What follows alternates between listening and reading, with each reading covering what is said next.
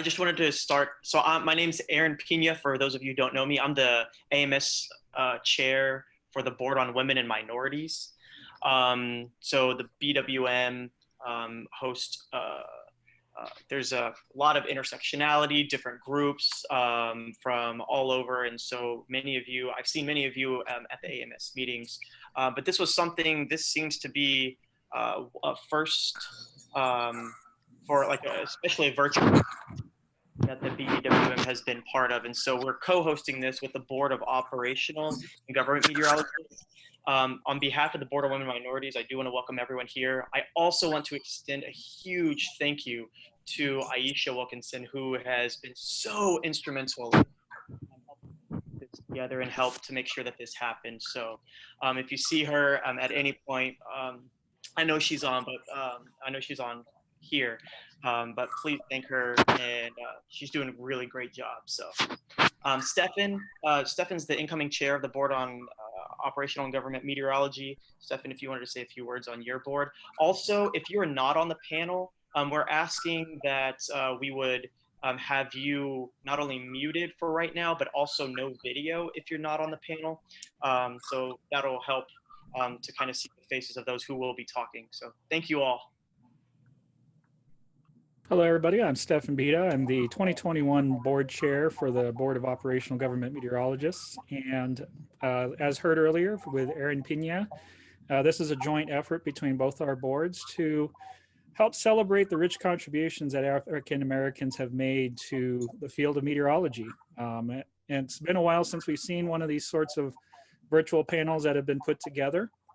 And it is our hope that there's a lot of wonderful discussion about how each of the panelists were successful in their fields and what it is that those that are interested can do to get into the field of meteorology, whether that's academia, private sector, or even public sector.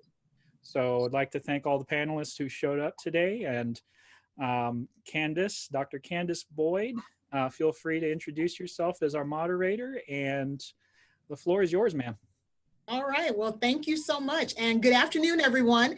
It's such a pleasure and an honor not only to be invited to be your moderator for today, but to have such a diverse and the panel that you're going to see today just has so much energy and so much experience. So I hope you have a good time listening and taking in all of the information that we're going to provide you today. So first, let me just talk about a few logistics. We are first going to start with introductions of each of our panelists. Then we have a few questions that we're going to ask the panelists, and then we're going to open it up so we can hear from you, those participants on today's call. So there should be a chat feature for you. I think it's called Zoom Group Chat. And if at any time you have a question, feel free to go ahead and enter your thoughts into the chat room. And then that way the moderator as well as the other panelists can see your questions in real time. So if there's no other questions or no other logistics to go over, I'm going to introduce our first panelist, which is Felecia Bowser. Felecia, would you like to introduce yourself? Yes, thank you very much for having me, everybody. Like she said, my name is Felecia Bowser, and I am currently the Warning Coordination Meteorologist at the National Weather Service in Jackson, Mississippi. I'm originally from New Jersey. I'm not from the South, and I made my way south by way of going to get my master's at Texas Tech University in atmospheric science.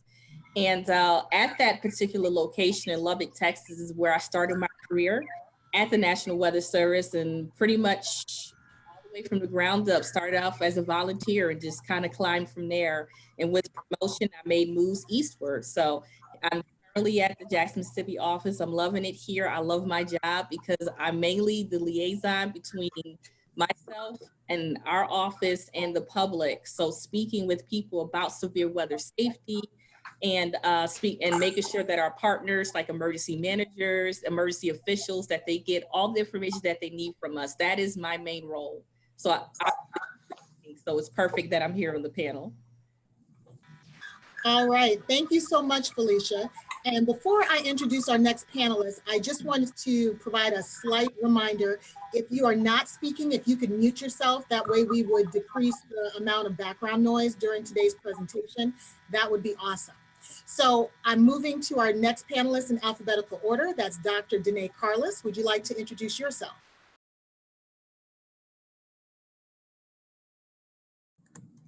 Yes, just pulling myself off of mute. Hey everybody, my name is Danae. I am currently the program manager within the Weather Program Office, which sits within the NOAA's research line. I am the program manager for the Earth Prediction Innovation Center, as well as the Next Generation Global Prediction System program. I've been at NOAA for almost 17 years. I started my career off as a student back in 2002, going to Howard University, where I received my bachelor's degree in chemistry and a master's and a PhD in atmospheric science, working for the esteemed Dr. Vernon Morris, of course. And really excited to be part of this panel today. Really looking forward to your questions and sharing some of my story. Thank you. All right, thank you, Dr. Carlis. And next we have Dr. Vernon Morris.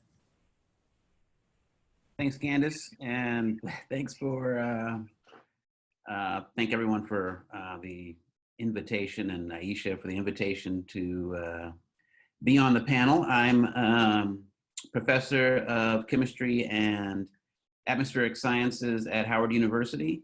I also direct a research consortium at Howard University, the NOAA Cooperative Science Center in Atmospheric Sciences and Meteorology, which is led by Howard University, but it has 13 partners, one of which is Jackson State. But there's partners from Puerto Rico to California, actually 2 partners in Puerto Rico, 2 partners in California, and then the 9 partners in between. I got my PhD at Georgia Tech in the early 90s.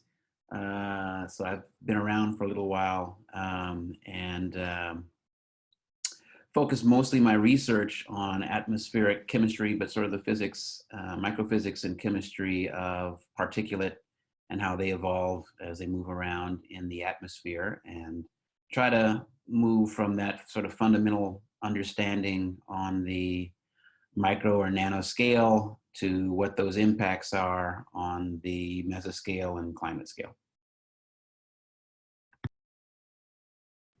All right, thank you, Dr. Morris. And last but not least, I'll briefly introduce myself. My name is Kandis Boyd. I'm currently the acting director of the Weather Program Office, which was just renamed. It's formerly the Office of Weather and Air Quality in NOAA, and it's NOAA's Office of Oceanic and Atmospheric Research. So I'm happy to celebrate my 25th consecutive year of federal government service. And I started as a student intern in Des Moines, Iowa in 1994. As a part of the SCEP program, which was the Summer Career Experiences Program.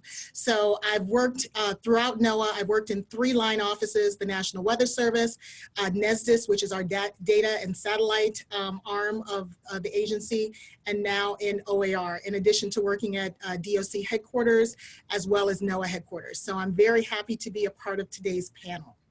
So with that, I'd like to open it up, and now any of our panelists can answer the following questions in any order. And so our first question to all of the panelists is, what are some successes and challenges you faced within the geosciences?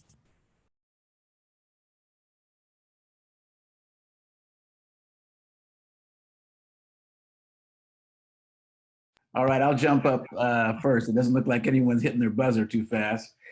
I was trying to wait to go to hear from Felecia and Danae, and then choose a different sector of challenge or success. You know, one of my greatest successes actually is people like Danae on this panel who've come through in the, when was it? In the mid 90s or so, or late 90s, we developed an academic program at Howard University.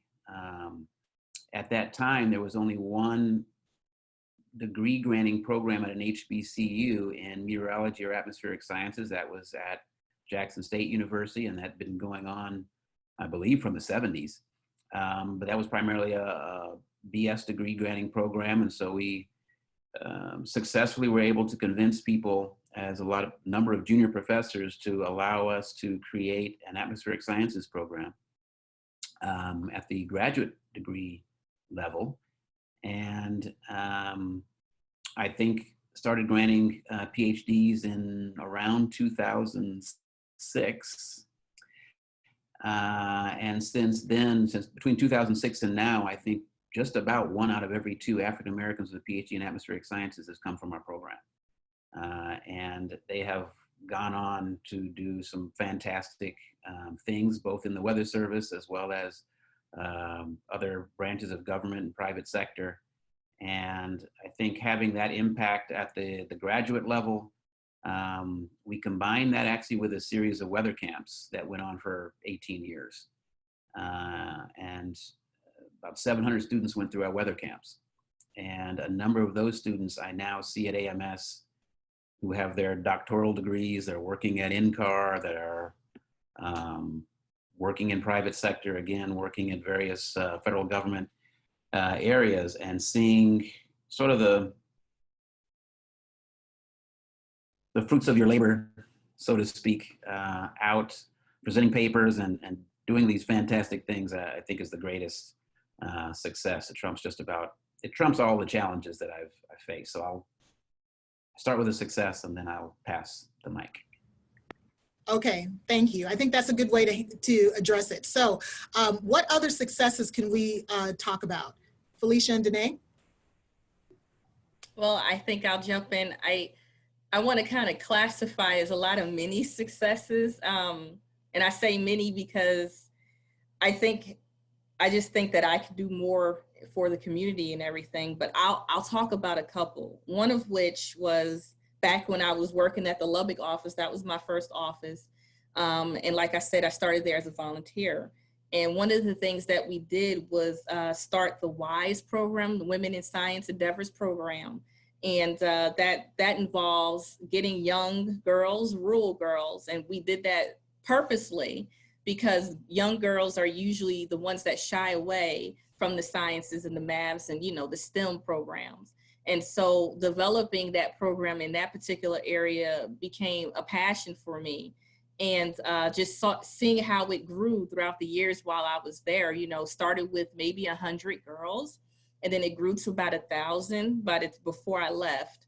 And so knowing that I was able to touch at least a couple, because a couple of them would come to me and hug me and say that they now want to get into the STEM program because they see somebody that looks like them. It's very important for young girls to see somebody that they can admire and look up to, and somebody that looks just like them. So that's one.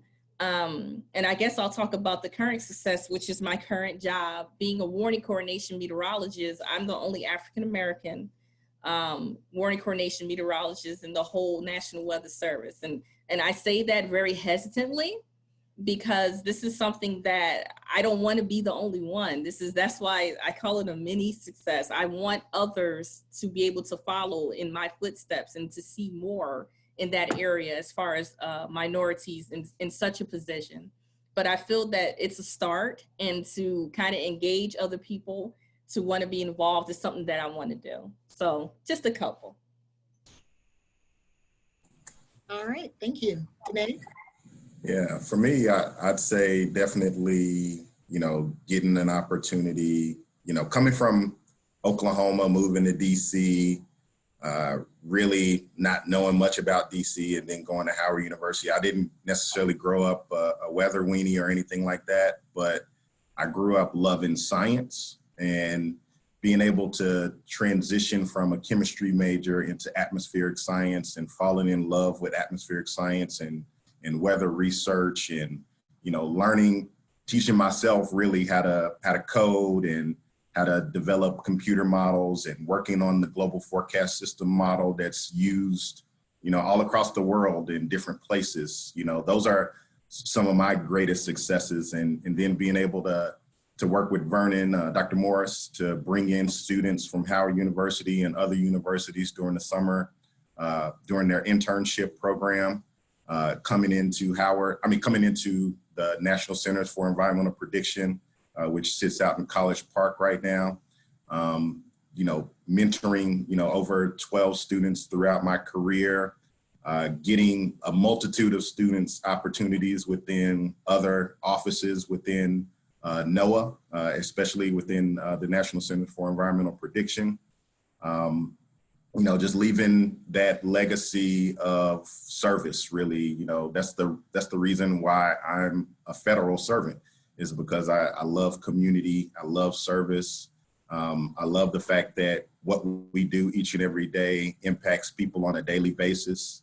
And that's what I really get, the gratitude and those different types of things that I get out of this particular job. And then I think kind of later on in my career, I was in a place where I was trying to figure out what I wanted to do next, and had an opportunity as a GS-13, which is pretty much mid-career within NOAA, to apply and actually get accepted into the Leadership Competencies Development Program, which absolutely shocked me, because I absolutely did not think there was no way I was going to get into that program, because it was mostly GS-14s and 15s applying to that program. But I got in and really did excel in the program, and had a wonderful 18 months of working downtown for NOAA leadership, and then deciding to come over here to NOAA research. And so in terms of, successes, I've had many. Challenges, I've had many of those too. I don't know if you want me to start to address those or not. This is Kandis. Let's stay on the successes for a second. Okay. Mute your line. That way we'll decrease the background noise. I'll talk a little bit about my successes, and then I'll open it up to talk about the other side. So as I mentioned, I have 25 years of service. So I think my list is a little bit longer, but it's only because my years are probably longer than some of the people on the panel. So one of my successes was that I was the first African-American female to receive an undergraduate degree in meteorology from Iowa State University. And since that time, there's only been 10 that have that distinction as well, African Americans that have gone through the program. So there's still room for growth, but I am very proud to say that I was a trailblazer in that respect, that there's always a way that you can give back, and there's always a way that you can lead and be a pioneer. I also, through the National Weather Service, created what's called the Turnaround Don't Drown program, which is a program for flood and flash flood awareness. And so I was able to take an idea and go from idea to implementation. Through people who had faith in me, I was able to create a regional campaign that then expanded to a national safety campaign, and now 14 years later, it's still used in call to action statements by members of the National Weather Service, and then also it's used by broadcast meteorologists when they are trying to communicate the importance of not driving into flooded roadways. I was also the on-site meteorologist during Hurricane Katrina. So I provided around-the-clock forecasts before, during, and after the hurricane for 11 days to Governor Blanco, to the FEMA director, and to many of the staff in Baton Rouge, Louisiana. And I received a bronze medal for my efforts. Most recently, I'm very proud that I created what's called the hashtag Women of NOAA campaign. It is a social media campaign designed to highlight the efforts, the activities, and the accomplishments of women throughout NOAA. And it's almost a year old. We actually launched it about a year ago in March. And in the first month, it received over 6,000 likes, shares, and tweets, for those of you who know the social media jargon. So I'm very happy to have received a NOAA Administrators Award for that as well. But like Felecia, there's still a lot of firsts. And even in 2020, I am the first, or relatively the first person in my office to hold the acting director position as an African American. And so I'm very proud that I have this opportunity. And at the same time, in 2020, it lets us know that there's still a lot that we need to do in the area of advancement. especially when it comes to African Americans. So with that in mind, now I'd like to open it up to the panel to talk about the other part of the question. So let's talk about some of the challenges that you've faced in the geosciences. And again, anyone can go first. I'll jump in there. And I think for me, probably the biggest challenge of being kind of the only person, especially African-American, being the only African-American working in the Environmental Modeling Center, that is, you know, a research scientist, that was definitely challenging. But, you know, I think I'm a very open, straightforward person. And so having that opportunity, I basically would reach out to my leadership and, you know, I would ask, you know, what are some of the things that I should be doing? Who should I be talking to about some of the work that's going on, so that I kind of learn the ropes from others. And I had a great mentor by the name of Jordan Alpert, who basically taught me the ropes of how to be a research meteorologist within the Environmental Modeling Center. And so coming in to that particular environment, being, you know, pretty green, not knowing exactly how to really operate in that particular space, you know, I had to make sure that I connected with folks that had that experience, and the fact that they were willing to provide that information was really valuable to me. It helped me, you know, integrate into the community that is the Environmental Modeling Center, and helped me, you know, be comfortable, helped me not want to actually leave that space because it was a welcoming space. So I want to make sure that we all know that, hey, you know, we are trailblazers, but there are times where, you know, it can be a little bit lonely. And so we also need those people that we can have conversations with, that can be our advocate, that can be our mentor, those different types of things that will help kind of transition the work environment basically for ourselves. All right, thank you. Felecia or Vernon? I guess I'll jump in there, Vernon. As far as challenges, that's a really good question. There of course have been several, and Danae kind of touched a little bit on it. For me, getting into the National Weather Service, I feel that it's important to have the right mentor, almost right off the bat, if possible, because for me, that was very challenging because I didn't have a mentor at the beginning. So you're kind of just floating along and trying to figure out how things work. Where do you want to end up? What do you want to do and whatnot? And eventually I did throughout my years, I have attained several mentors, and I feel it's best to have different genders, different races, and in order to get the different aspects of it, which I have encompassed, thank goodness, but not only within the National Weather Service, but outside of the Weather Service as well. I have several mentors too. And I just think it's important to have a diverse amount of mentors, because it can really set the foundation right at the beginning.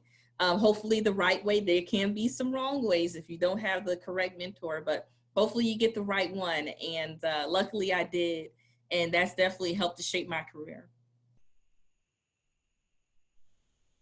Thank you. Vernon?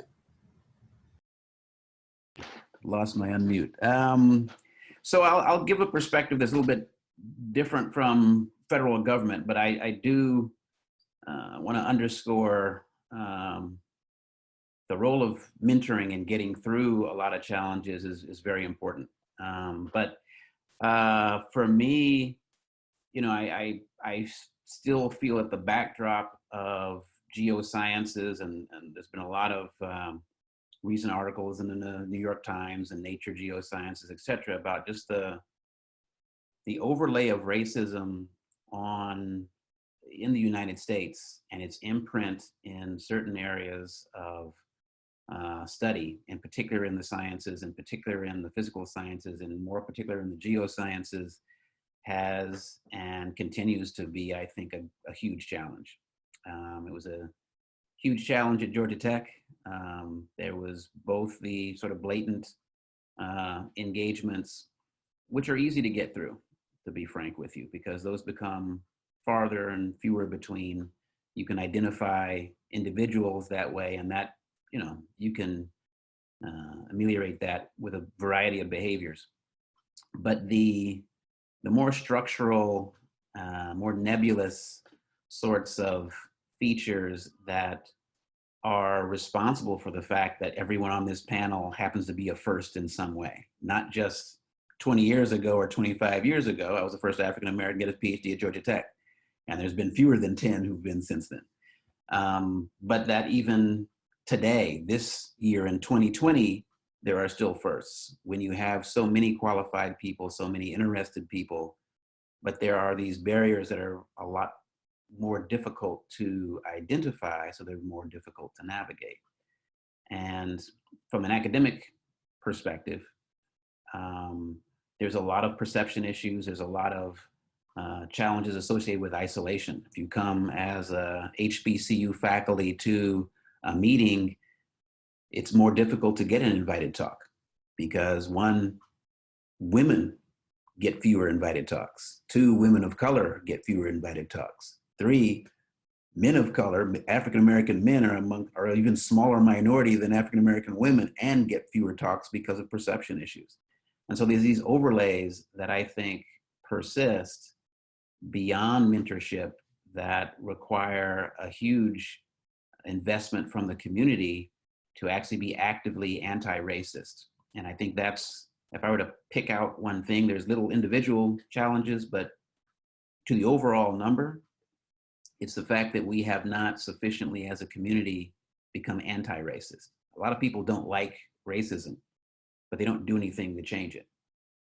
And that's the biggest barrier that I see. All right, thank you, Vernon. To contribute to the conversation, I think that for me, my biggest challenges were just going to college. Because I was the first and the only, I met a lot of isms. Racism, sexism, classism, ageism in some ways, because I was the youngest in many of my surroundings, and the same thing when I started my career. And so I could go on and on about some of the things that I was asked about. I mean, anything from my hair to my upbringing to, you know, did I know my father growing up? And, you know, representation matters, because what I learned is that a lot of the people and the questions that they posed to me, it was based off of what they saw and what they knew. And I actually interacted with people who had never spoken to an African-American before, and I was the very first. So you can imagine some of the conversations, and learning to be patient and to be kind and to also, you know, learn that people need to evolve in their own way. So even now, 25 years later, I still encounter that. I still walk into meetings and people ask me if I'm the assistant that's setting up the IT equipment, as opposed to a person who actually deserves a seat at the table and is contributing to a scientific discussion. So I can really relate to you, Vernon, in what you're saying in terms of African Americans and our ability and our the potential for us to be invited to just certain activities. I think there's still a lot of isms. I think the best way to address them is head on and one by one. I've learned in my career that you can't ignore it, because if you ignore it, it snowballs and it just makes things worse over time. And so the last thing I wanted to say before we get to the next question is that, at least in my career, I didn't even hear the word mentor until maybe 10, 15 years into my career. And I always wonder, would my career have been different had I had a mentor, had I had someone who helped me shape those first crucial decisions of what to do, where to go, you know, how to get a degree. And I think it was a lot harder for me because I did not have that support system. So I think even now it is really hard, and it's awesome that we have HBCUs. My parents were both products of an HBCU. And also, we need to think about those students like me who were those isolated few at universities and colleges that did not have a support system, and what we can do to enable them in the future. So I think those are some of the challenges that I experienced, especially in the early portion of my career. So with that, I'm going to go to the next question, hopefully on a lighter note. So the next question is, Do you have any advice for early career professionals entering the field? And again, I'll open it up to anyone to start. Okay, I didn't know if Felecia leaned forward, so I wasn't sure if she was about to jump in, but I'll start on this end again. And it actually connected to what Kandis just said, and I think Felecia has mentioned as well, having a diversity of mentors, I think, is essential, and trying to start that as early as possible is essential. But I think also understanding the different roles that mentors can play, and seeking out individuals who can be sponsors, individuals who can be advocates, individuals who can be sort of advisors. And those are really different types of people, but having diverse selections and networks that you can draw on the type of help that you need early in your career and throughout your career, I think is one of the major types of advice. Because if you can find, you can find people who will speak on your behalf, even if you don't know that they're talking well about you. That's how people get that next opportunity or get into that leadership, training program, or get the call for, hey, I'd like to put you on this council, or an invite because they sit on a committee that says, you know what, we don't have enough diversity of speakers.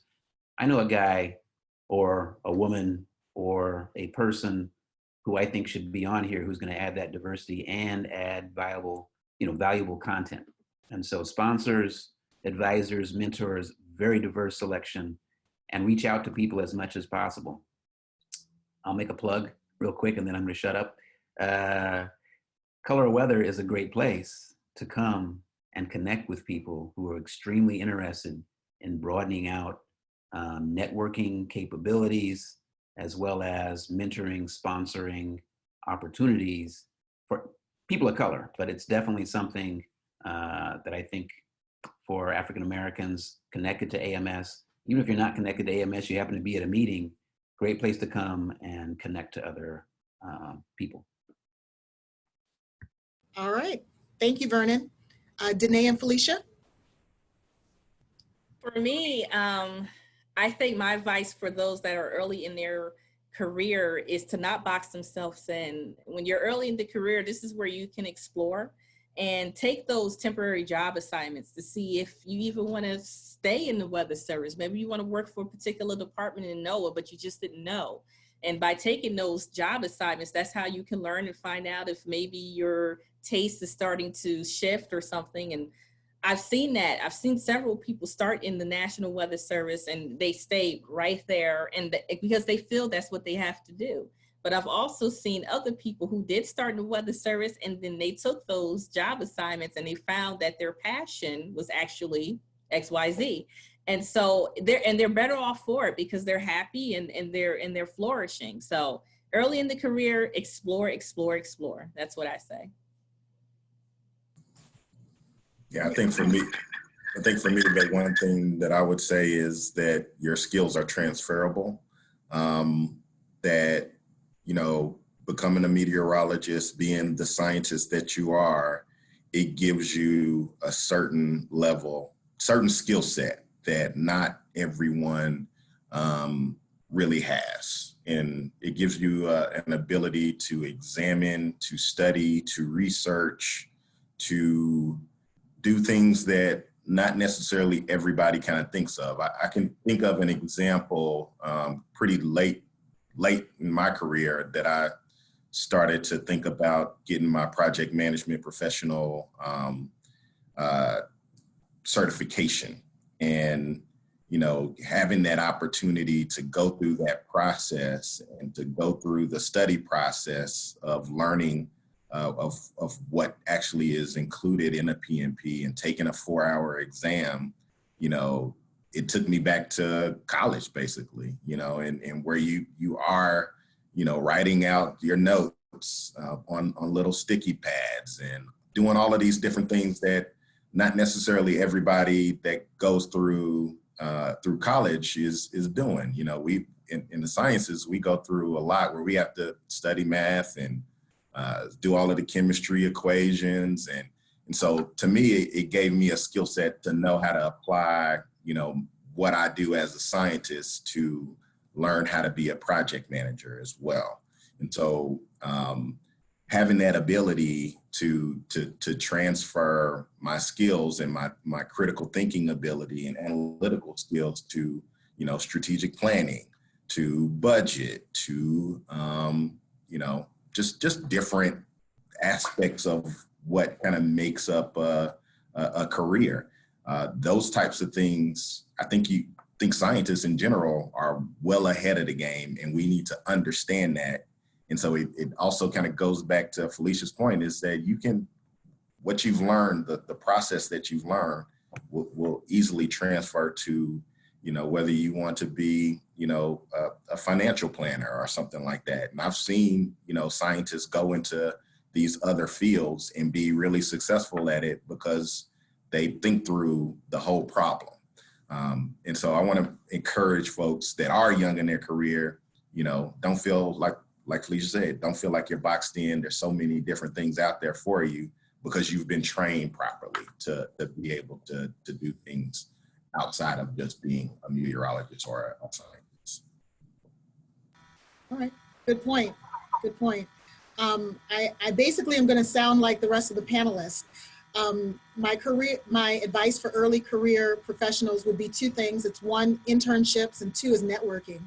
And so just to give you an example, even though I have a 25-year career of federal government service, I interned as a broadcast meteorologist before starting my career, and I also worked at NCAR before starting my career in the National Weather Service. And so as the on-air meteorologist, I didn't fit the demographic of Central Iowa, so that kind of ended a little bit sooner than I thought. And then when I was interning at NCAR, I was working for Peggy Lamone on a project called TogaCorps, and I tell people this all the time. I took the wrong way back to my office, and as I was walking back to my office, I ran into Warren Washington, who at the time was the president of the AMS. And by us starting a conversation and by networking, I was able to go to the AMS, expand my horizons, meet other students who looked like me, and it gave me a lot of opportunities that I wouldn't have had. So if there are any nuggets of wisdom that I would leave with early career professionals, it's to try and network, try to get to know as many people as possible. And then it's also to take both paid and unpaid internships to find out what you really want to do. So I'm looking in the chat room and I'm seeing that there's some questions that are popping up. So if it's okay with our panelists, I'm going to read this first question for everyone and then open it up for your answers. So the question is there any advice that can be provided for those that are late-early to early-mid career level persons? Is there advice for those who are 5 or plus years beyond graduation that are interested in integrating into the federal government? Recent grads seem to have an easier transition. So first to our panelists, do you need me to read it again, or is there someone who has an answer or would like to address the question? Okay, then I'll let you start, Danae. Yeah, I think the advice I would give is, especially if you want to work for the federal government, start with the contract workforce first, because it's so difficult to get a federal position. It is so much easier to get a federal position if you're already a contractor, maybe doing parts of a job that you really enjoy. I'd also recommend coming to DC. If you are out in the field and you want to get some experience, you want to move up in your career, DC for a short amount of time, if you're not necessarily, you don't feel like you want to live here in the DC area for an extended period of time, getting the experience of how DC works, the politics, the policy, the science that goes on, the networking that goes on, will give you really a heads up in terms of getting that next job. And so, I would say definitely having that opportunity to be a part of the contract workforce for a couple of years And I've seen people within 1 year on a contract go through a federal position the following year. And so to me, that's the best way to get in. And if you're really a research scientist, go to one of our cooperative institutes, work at one of our CIs or our cooperative science centers doing research there. That's a great way to transition to a federal position as well. All right, thank you. Felecia, would you like to go next? Yes, if you're talking about the National Weather Service field, I would suggest that you actually go to your local National Weather Service and shadow. Back in the day, that maybe wasn't quite the thing to do, but now that you can do that pretty much every office, and there's 122 of them. And being able to go and shadow several shifts, not just the day shift, because we work around the clock. You have to see if this is something that you really enjoy and this is something that you think you'll want to do. And just get that firsthand experience, talking with the meteorologists and seeing how they feel about their jobs, talking to the managers and seeing how they feel about their jobs. We are always open to talk about that. So it's just actually engaging and going into there and asking your questions, and you'll get them answered. Great point. Vernon? Well, yeah, I think Danae gave a great answer from anything that I could offer from my perspective, since I'm not in federal government. But through our Cooperative Science Center, that is the advice that we give. Connect to contractors in the area, connect to CIs, connect through programs in the Cooperative Science Centers and the stakeholders that NOAA has, because that's, NOAA has a very diverse community, but it is about connections to the community. It's very difficult just to, put your application in and go into NOAA. So I think Danae gave an excellent answer. Okay, so I think the answers for this question were really thorough, so I'm not going to add on other than say ditto. But I'm going to go ahead and read the next question that was offered in the chat room for the panelists. The next question is, for those of you who have moved between line offices in NOAA, how difficult was it to transition between the offices? Each has a different focus, in parentheses, OAR research, National Weather Service operations, NESDIS satellite data, and is it easy to move between them, especially if you feel that your skill set may not span across various areas? So I'll start because I've worked in several offices. Each office has a personality of its own. When I worked in the National Weather Service, at the time, things have changed, but at the time, the fastest way to get promoted was to move. So I moved 5 times in 10 years. So because of that, I had an opportunity to work in weather forecast offices. I worked at a river forecast center. I worked at Southern Region headquarters. And I worked at national headquarters all in the span of 10 years. And each and every one of those positions was different in terms of the culture, the people, and the expectations. So if it's something that you want to do, I mean, I go back to what the panelists said, that you yourself have to be flexible. I think some of the skill sets that you need are universal. It's the ability to talk, the ability to write, the ability to get along with others and be a team player. Those are skill sets that you can take to any position. And so even if you want to work in the National Weather Service, NESDIS, which is the Satellite and Data Information Service, or in OAR research, having that core skill set is really important, because going back to networking, what's really important is what people say about you when you're not in the room. That can be monumental, and it could literally change your career. So I'll open it up to the other panelists for your comments on this question. Yeah, so I've worked in 2 line offices, Weather Service and OAR, but I also spent time downtown working for NOAA leadership. I'll tell you one thing in terms of going from being a bench research scientist, coding and, doing all of kind of the grunt work of transitioning research code to operations. It is very, very different when you go and work downtown, for sure. It is absolutely political. It is absolutely a lot of conversations, a lot of meetings. So you have to be engaged. And I'll tell you one thing, when you do go down there, people don't bring you into a meeting for you just to sit there and listen. You're there, you have a seat at the table, you're there to interact, you're there to ask questions. Now, I think senior leadership will tell you when you aren't there to be part of the conversation, but more in a listening role. But I think in terms of being engaged and being comfortable with yourself, and I think it takes time. It took me probably about 2 to 3 months. I remember going in the meetings, my first time down there, really being like sitting on the side, trying to just listen, trying not to, get in anybody's way or anything like that. But it is something that I think everyone needs to experience, because you get a level of learning in terms of how to move an agency forward in such a manner that, the way our government is designed is absolutely astronaut. It's crazy that anything actually works and gets done.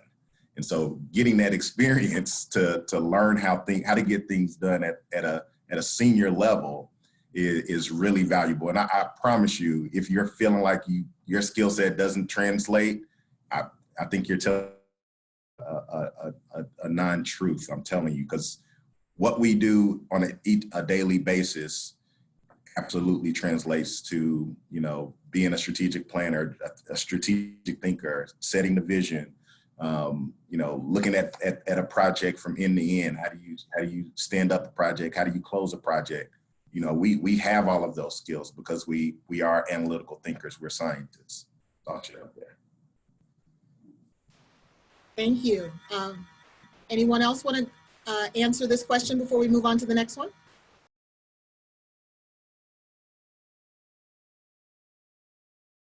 All right, I'm going to read the next question. The next question says, define early career.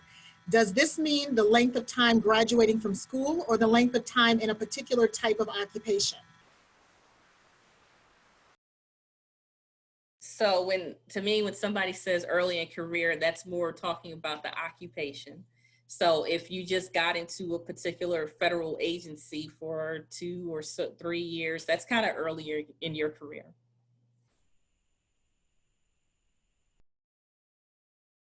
Any other definitions? I'm getting thumbs up. Okay, so next question. Is there an official Black early/mid career group?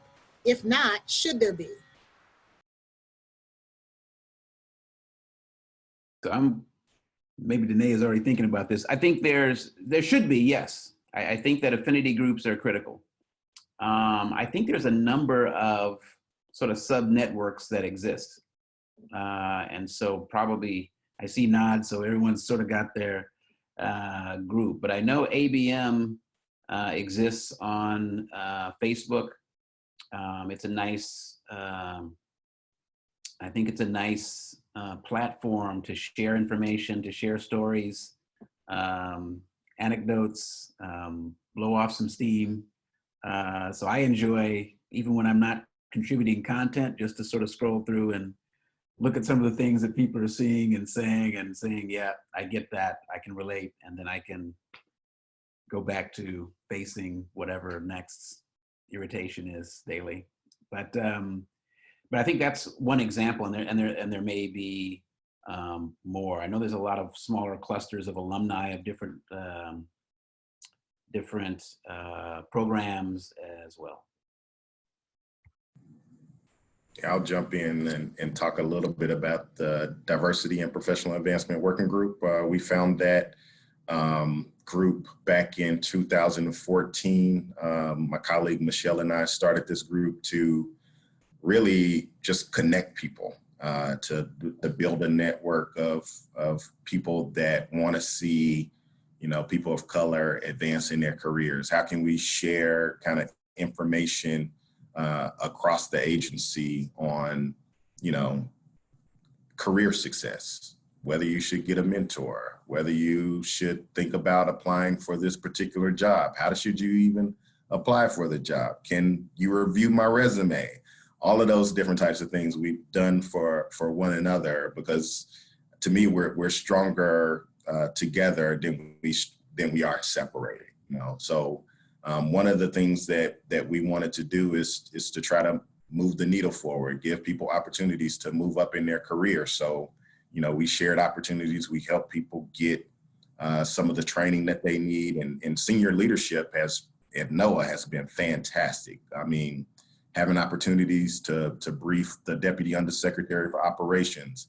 We started up working on the diversity and inclusion summit on an annual basis. So a lot of different things have happened since that group was established back in 2014. And I'm definitely thankful that I have a support system that I can lean on if I have, you know, a question, or if I need a contact within National Ocean Service. If I want to apply for a job there, I can use that network to say, hey, do you know anything about this job? I'm thinking about applying for it or something, and have a network of people that I can lean on whenever there is a question like that. And ABM stands for I think it's All Black Meteorologists. Association for Black Meteorologists. That's what it is. Thank you. That's okay. We have a lot of acronym soup around here, so that's good. Okay, does anyone else want to answer or contribute to this question before we move on to the next one? All right, hearing none. This question is for Dr. Morris. Dr. Morris, can you speak a little more about the cooperative science centers that you mentioned? Is this through the institutions, and how are they different than cooperative institutes? Okay, thanks for the question. Well, there's a couple of ways that they're different from cooperative institutes. I'll answer sort of reverse order because it's a little bit easier. So cooperative institutes are given largely to a single organization. They've been around a lot longer, and their focus is on accelerating research or product or application. So it's more transactional at the CIs. The cooperative science centers are a much younger incarnation, whereas some of the CIs have been around 50 years. The cooperative science centers were initiated in 2001. So we're approaching our second decade, and some have actually come into existence and then gone out of existence over that time. But we, rather than being associated with a particular NOAA line office, so each CI is associated with OAR or with Ocean Services or Weather Service or Fisheries. We are associated with funded through the Office of Education, which gives us a specific education and workforce mandate. But the way that we educate and prepare people for the workforce is through research. And so while we're funded by the Office of Education, we align ourselves primarily with one of the line offices, and then we have multiple collaborations with other line offices. So there's 4 current cooperative science centers. One is led by Howard University and aligned primarily with the Weather Service. One is led by Florida A&M University and is aligned primarily with National Ocean Service. One is led by University of Maryland Eastern Shore, aligned primarily with National Marine Fisheries Service, and then one led by University of New York, which is aligned with NESDIS. There's a lead institution, but each one is a partnership of many institutions. So what I mentioned, the one led by Howard University is a partnership of 13 institutions. The one led by FAMU, I believe, is 5 institutions. The one led by CUNY is 5 institutions, and I think there's 4 institutions at UMES. So each one has a lead institution, but the impact is to impact more minority serving institutions, more Hispanic serving institutions, tribal colleges and universities, and HBCUs. So the idea is to entrain as many students and faculty and institutions that have significant populations of underserved or underrepresented minorities bring them into a collaborative relationship with NOAA, and through that, help broaden and diversify the NOAA workforce. And so that's a goal that's very distinct from the cooperative institutes, which are saying, I need a better satellite retrieval for ocean color in the tropics. And there's an expertise at Wisconsin that will allow you to do that sort of transactional sort of mission. All right, well, great. Did any of the other panelists have any comments on CSCs before we wrap up? Okay, I'm seeing shaking the heads. Okay, so it is, we have about 3 more minutes. So first, I'd like to thank all of our panelists today. And we have one last question. So I'd like you to answer this question and then also give any parting or concluding thoughts at the same time. So our last question for our panelists is there any one thing that any of you would have done differently or wish you had done that you think would have impacted the way your career unfolded? So for this one, I'll start the same way. We'll start with Felecia and then we'll keep going alphabetically. So Felecia, floor is yours. Thank you, Kandis. Any one thing, that's a really good question. And I have to say that, of course, I can nitpick and choose and look back throughout my time here to where I got to this point. But to be honest, I wouldn't have changed a thing. And here's why. It's made me who I am today. So let's step back. When I went to Penn State University for my undergraduate degree, I had a calculus professor my freshman year. She saw I was struggling in that class, and instead of her giving me words of encouragement or telling me, hey, why don't you come back to my office so we can see why you're struggling, it was, you might as well work at McDonald's because you're not going to pass my class. And that was the first thing that I remember coming into college as a freshman. Somebody's telling me that I can't fulfill my destiny of becoming a meteorologist. So that was seed number one. And of course, I passed the class. So that was seed number one. Seed number two was when I was a sophomore in college, and the first time ever, they decided to do a test just for the meteorologists, the future meteorologists. They decided to do a test, a calculus test.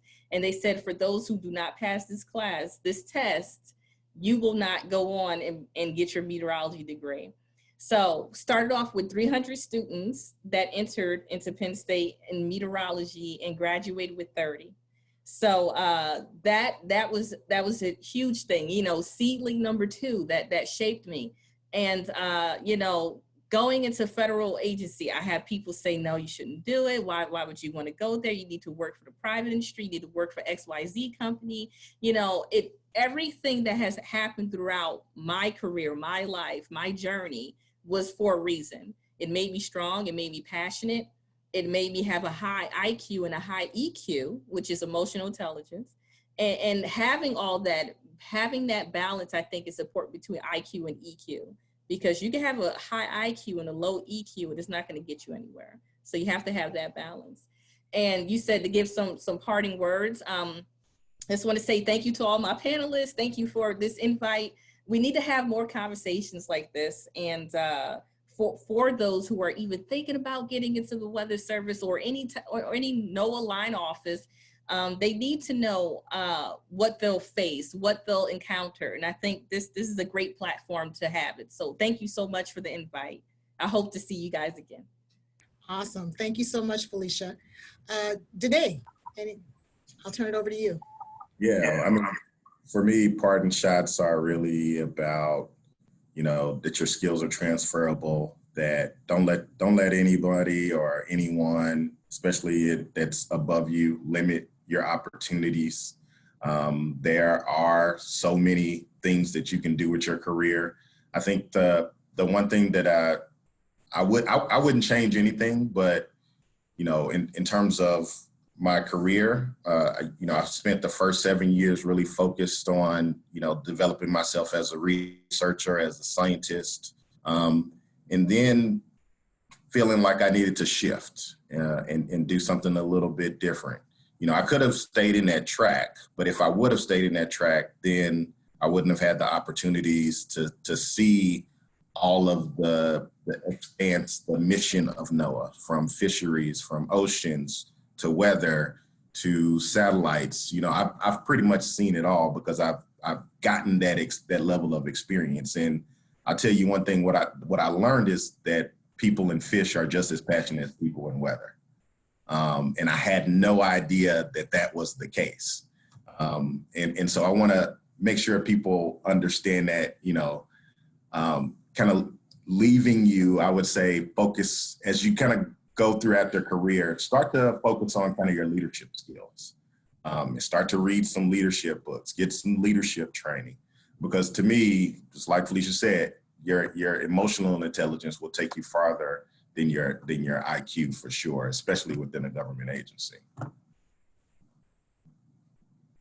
All right, Vernon, parting words? Parting words, yeah, I think I'll stick to parting words because there's a whole lot of things I would have done differently. And that could just be my length of time. The longer, I don't regret things, but because I agree, you not only survive, but if you're strategic, you learn through and get better and can help more people by making mistakes. If everything went through nothing, there was never a mistake, you don't have a whole lot of advice that's useful to give to other people. So I think that I appreciate the mistakes I've made, but I've made a whole lot. Advice. Well, one, don't be afraid to fail. Don't be deterred by adversity, because I think there's a lot of it and it's easy to get distracted by it. But I think starting off, I said there's a real value of having a diverse suite of advisors, mentors, and sponsors. What I would add to that is make sure you have some friends who are able to go with you on the journey, because that helps you. I have some of the greatest colleagues ever who step in and keep me from blowing up or give me some advice at the critical moment, and this is not necessarily sponsors or advisors or anything. It's just, I can go have a drink, or I can make a call at 1:30 in the morning and say, yo, dude, this just happened, and I can get it out of my system. So I think really value your friendships as much as anything else. Don't get deterred, because that's too easy to happen, and really build out your ability to be helped and your ability to help others.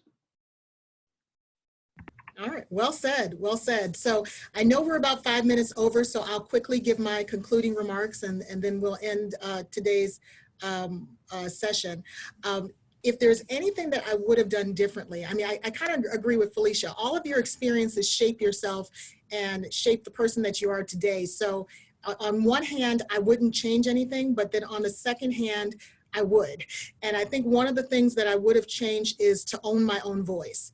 And so early in my career, I found that it was easier to get things done if, I encouraged someone who did not look like me to be the spokesperson for that particular topic. So I oftentimes had a meeting before the meeting. I would explain the concept and then let someone else take that topic and run with it. And many times I would say something in a meeting and it was ignored, and someone who did not look like me would say the exact same thing, and it was revered. So many times in my career, I learned that what did I want more, to get what I wanted or to get the credit for saying what I wanted. So if I had to do anything over again, it would be to own my voice, to be more assertive, to let people know where the ideas are originating from, as opposed to counseling, encouraging, and coaching other people to take ownership of ideas that originally came from me. So my advice would be, own your voice, learn how to say no when appropriate, and learn the difference between the two. So with that said, I'm going to turn it back over to our organizers for today. I wanted to say thank you again to our three panelists, Felecia Bowser, Dr. Danae Carlis, and Dr. Vernon Morris. This has been an exciting panel. It's been great to get to know all of you and hear more about your personal experiences. And I will now turn it back over to Stephen.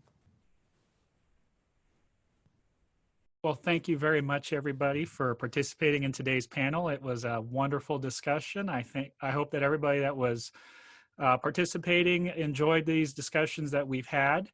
It is something that I know myself and Erin Piña hope to carry going forward with future panel discussions and webinars of this nature. So for those that are joining us, thank you again for joining us for the African American Black History Month webinar, where we honor the successes of those that have participated in federal service or academia. And I would also like to thank Felecia for joining, Vernon, Dana, and Kandis. Thank you again for being our moderator. It has been an excellent discussion, and I enjoyed a lot of what I heard today. For those that missed part of this, just know that we are planning to load this to a YouTube channel so that you can watch it again if you want to go back and see or hear some of those more important moments. Erin, are you still here, or Aisha? You guys have any more parting moments for the Board for Women and Minorities? I just wanted to say thank you to everyone. Again, echoing on what you said, Stefan. For anybody who's interested in Board on Women and Minorities, please, we are looking for people to serve on panels for award committees for the AMS. We need, one of the things that Felecia brought up earlier, representation is important. And that is something that we really value on the BWM. And so if anybody is interested, please feel free to reach out to me. Thank you all panelists so much. This has been great. I just want to say thank you for, I just want to say thank you guys for coming. Thank you for participating. I think this was a success, and like Felecia said, we need more of this. So we're planning to do more of this in the future, having more POCs on panels, having that discussion. So thank you again for everyone participating, and have a good night.